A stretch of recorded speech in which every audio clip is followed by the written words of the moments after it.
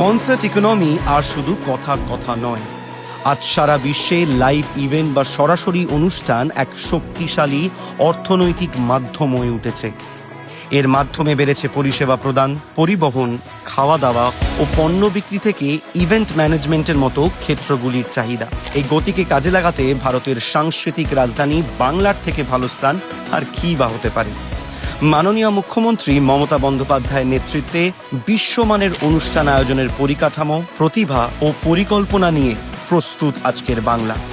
এই ভাবনাকে এগিয়ে নিয়ে যেতে পশ্চিমবঙ্গ সরকার গড়ে তুলছে international information technology entertainment and cultural park IITEC।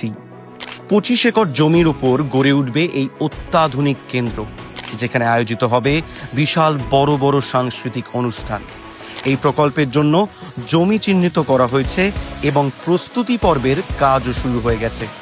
ইতিমধ্যেই টেন্ডারের কাজ চলছে। এই অনন্য জায়গার নাম হবে বিশ্ব অঙ্গন। এমন এক অত্যাধুনিক আঙিনায় বাংলা মিলিত হবে সারা বিশ্বের সঙ্গে।